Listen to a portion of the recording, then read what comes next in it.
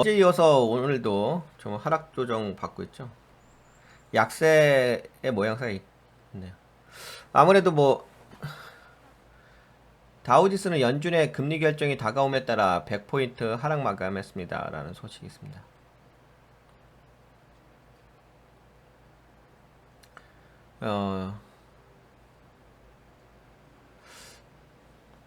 FOMC 회의 결과가 내일 새벽인가요? 내일 새벽 3시쯤에 나오죠. 근데 결과는 이미 여러분들 다 알고 계시니까 동결이죠. 근데 채권은 계속 상승하고 있습니다. 미국의 채권 금리가 지금 4.365까지 올라왔어요. 근데 여러분들 그거 아십니까? 미국의 채권 금리가 이렇게 올라오고 있잖아요. 그 2년물 채권 금리가 5.10%예요. 역전 금리가 계속 일어나고 있는 거죠. 역전 금리가 일어나게 되면 경기 침체가 온다고 하죠. 근데 역전 금리가 너무 오랫동안 지속되고 있죠. 아예 대놓고 지속되고 있어가지고 계속 10년물 채권금리가 지금 4.3 장중에 4.3% 돌파했다는 소식이 있습니다. 유가도 볼까요? 유가가 91.20달러 10개월 만에 최고치를 기록한 후 하락세를 보이고 있다고 합니다.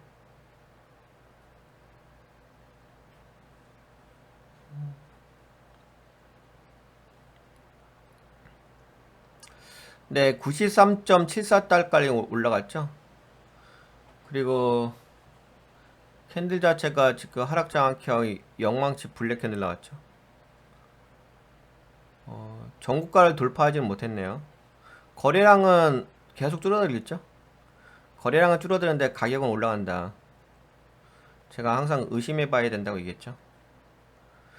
네, 여하튼간에 뭐 제가 예상한 대로 네, 좀 빠질 것 같긴 하네요. 캔들 자체도 지금 올라오면서 영망치에 하락장 않게 블랙 캔들 나온 모양새니까 그렇죠?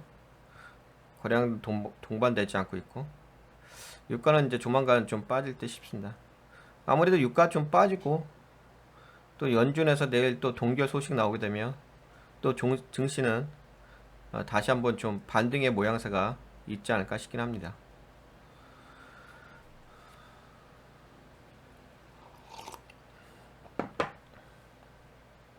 네, 그런 관점으로 해서 네, 미국 증시 좀 보게 되면은 제가 여러분들에게 계속 말씀드렸지만 멘탈만 좀 잘 관리하시라 그런 말씀을 드렸습니다. 네, 9월장은 약세장의 모양새를 말씀드렸고 근데 변동성이 크긴 컸네요. 그렇게 좋은 것 같진 않은데 캔들로 봤을 때는 캔들이 밑꼬리를 주면서 약간 드래곤플라이형 모양새가 있는데 네, 십자형 블랙 캔들 나온 거죠. 샛별형 거래량은 좀 들어오긴 했는데 거래량이 들어왔다 하더라도 그렇게 뭐 캔들 자체가 강한 캔들은 아니에요. 약세 캔들이기 때문에 뭐 긍정적인 건 나오긴 하겠죠. 아무래도 동결이 예상되니까 이게 좀 상승박약형 십자형 화이트 캔들 나왔죠. 그래도 뭐 지금 이게 십자형 블랙이죠. 뭐 이제 아무래도 내일 새벽에 뭐 동결 관련된 이야기가 나오게 되면 다시 투심이 좀 살아날 수 있긴 하겠죠. 그러긴 한데 뭐 그렇게까지 강한 것 같진 않은데 지금 필라델피아 반도체 시도 하락 잉태형 블랙캔들 나왔죠.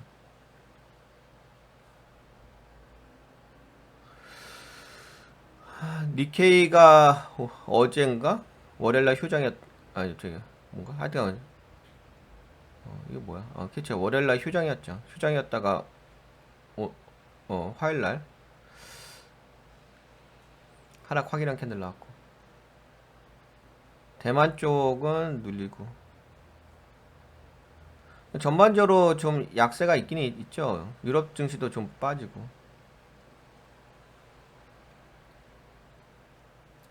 중국은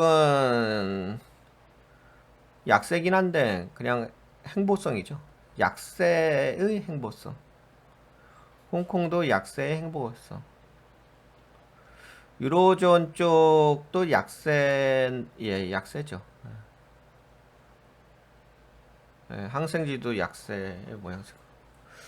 우리나라 증시에 대해서는 어제 말씀드렸죠. 근데 여튼간에 뭐 어차피 제가 여러분들에게 말씀드렸으니까.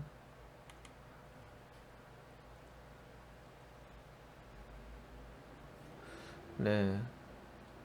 그래서 이게 마인드 컨트롤이 매우 중요하지. 네, 지금은 네, 약세장 9월은. 근데 10월, 11월을 뭐 좀 기대하고서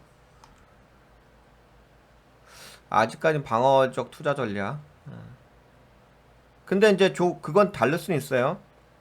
그 연휴가 시작되는 그 시점으로 해서 외국인들의 물량이 약간 들어올 수는 있어요. 그래서 10월 초에 뭐 연휴 끝나고 좀 반등해주는 모양새가 나올 수는 있긴 있는데 여하튼간에 그리고 또 연주 FOMC 회의가 내일 새벽에 있어서 결과 근데 그걸로 인해서 좀 시장은 좀 안정화될 것 같긴 합니다. 그동안에 좀 약세 모양새에서 근데 뭐 전반적인 흐름으로 봤을 때는 뭐 약세는 맞죠. 그래서 좀 약간 그 현재 단계가 어떤 단계냐면은 아까 보셨다시피 이렇게 좀 빠지잖아요. 예. 그러니까 이렇게 약세인 거예요. 약세인데 이게 아마 FOMC를 기점으로 해가지고 살짝 이렇게 반등해 주긴 할 거예요. 근데 그게 계속 올라간다기보다는 반등의 모양새가 있는 거죠. 추세 전환의 모양새. 근데 그게 지금 약간 좀 애매하게 움직일 거예요. 이게 뭐 그동안 이렇게 하락하다가 뭐 FOMC에서 동결했다고 해서 이렇게 올라간다고 보기는 어려워요. 그래서 요 부분에 대한 투자금에 대한 완급 조절이 좀 필요하긴 할 거예요. 항상 달려들면 안 되는 거 아시죠? 마음만 앞서면 안 되는 거 아시죠? 현실을 항상 직시하고 주식할 때 가장 안타까운 게 그거죠. 현실을 직시하지 못하고 내 마음만 앞서가고 있고 내 감정만 내세우는 거, 그렇죠? 그걸 가장 경계하셔야 되긴 하겠지. 뭐 요 정도면 좀 시장 흐름은 아시겠죠?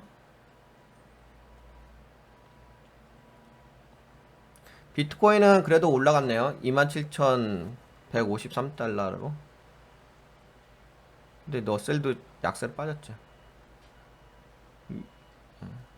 그래서 지금 약간은 좀 기대감은 있긴 있는 것 같아요. 내일 새벽에 연준 결과 발표가 돼서.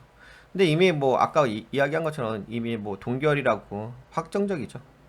이게 동결이 확정적인 이유가 금리 인상은 거의 좀 마무리되긴 했어요. 근데 이제 중요한 것은 금리 인상이 마무리가 된 게 중요한 게 아니라 왜 이게 동결의 의미가 좀 있느냐. 이게 이제 터미널 레이트라고 하잖아요. 마지막 금리 인상이라는 이슈가 있어서 지금 9월 동결을 이야기하는 거거든요. 근데 제가 보기에는 11월은 아닐 것 같아. 제가 11월 표시했는데 터미널 레이트 마지막 금리 인상이 11월이 아니라 오히려 여길 것 같아. 12월. 왜냐면 이게 보니까는 그 FOMC 회의가 12월 초에 있더라고. 그러면 11월은 아닌 것 같고 12월일 가능성이 커. 뭐 11월이나 12월이나 그렇게 차이는 없죠. 차이는 없는데 여하튼 간에 그것 때문에 지금 9월에 금리 동결 연준에서 하는 거거든. 그런 이유가 있어요. 그래서 거의 여기는 확정제라고 얘기하는 거예요. 11월, 12월에 FOMC 회의가 있어서 그때가 피크겠죠. 여하튼간에 뭐 유가는 제가 예상한 대로 네, 움직이려고 합니다. 그죠? 유가도 제가 예상한 대로 움직입니다. 제가 여러분들한테 말씀드렸던 것이 네, 피크를 찍는다 그랬죠. 네. 찍고서 이제 좀 근데 하락을 하긴 할 거예요. 근데 하락을 해도 어차피 80달러에서 90달러 요 사이에서 왔다리 갔다리 하는 구간이기 때문에 당장에 큰 하락은 없어요. 여하튼간에 뭐 제가 얘기했잖아요. 네, 허수라고. 여하튼간에 그건 요 정도면 뭐 시장 흐름 아시겠죠? 약간 이렇게 좀 차트를 보면서 그 흐름을 좀 이야기를 해드리는 거죠. 네, 도움이 되셨다고 생각되신 분들은 네, 좋아요. 새로 오신 분 구독 한번 눌러주고요.